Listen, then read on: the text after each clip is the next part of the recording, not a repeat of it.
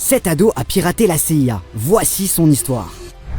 Tout commence en 2015, à Colville, une petite ville sans histoire du centre de l'Angleterre. Là-bas, personne n'imagine que depuis sa chambre, un jeune adolescent va faire trembler les plus hauts responsables de la CIA.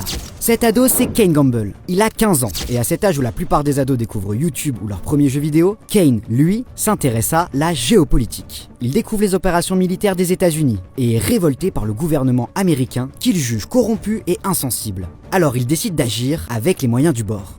Kane n'est peut-être qu'un ado, mais il a un téléphone et un ordinateur dont il sait très bien se servir. Ce petit génie de l'informatique ne va pas passer par 4 chemins et va directement s'attaquer au service de renseignement américain, la CIA. Et il commence très fort. Cible numéro 1, John Brennan, directeur de la CIA.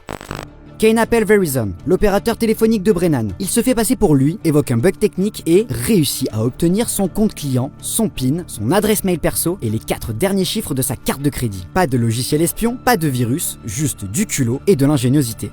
Avec toutes ces infos en poche, Kane pirate facilement la messagerie privée du directeur et réussit même à accéder à l'iPad de sa femme. Il faudra 3 jours au directeur de la CIA pour se rendre compte du subterfuge et pour suspendre sa messagerie. Une fois l'adresse bloquée, Kane ne lâche pas et l'appelle directement sur son portable. Le directeur lui demande « Vous voulez combien ?» Kane lui répond « Nous voulons juste que la Palestine soit libre et que vous arrêtiez de tuer des innocents. » Mais ce n'est pas tout. Il s'en prend aussi à Jay Johnson, le secrétaire à la sécurité intérieure. Il se procure son numéro de téléphone et l'appelle à plusieurs reprises. Il parvient même à afficher un message sur sa télévision familiale « I own you », littéralement « Vous m'appartenez ». Après Brennan et Johnson, l'ado cible aussi des proches conseillers de Barack Obama, des agents du FBI et réussit à infiltrer les systèmes du ministère de la Justice. Avec ce piratage, il accède à des documents classifiés d'opérations militaires secrètes liées à l'Afghanistan et l'Iran. Mais son but, ce n'est pas de tout dévoiler au grand public. Lui, ce qu'il veut, c'est terroriser les puissants.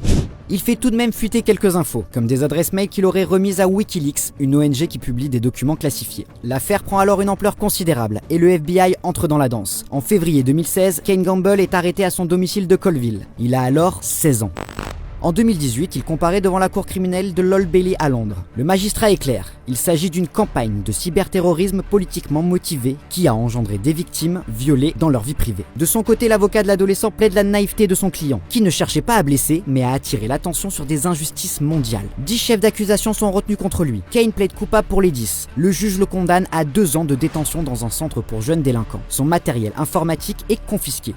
Sorti de prison en 2019, Kane Gamble s'est depuis reconverti dans la cybersécurité. Il a participé à plusieurs programmes pour aider les entreprises comme T-Mobile, AT&T ou encore le ministère de la Défense britannique à sécuriser leur système. Aujourd'hui, il travaille comme consultant spécialisé dans l'identification des vulnérabilités informatiques des entreprises.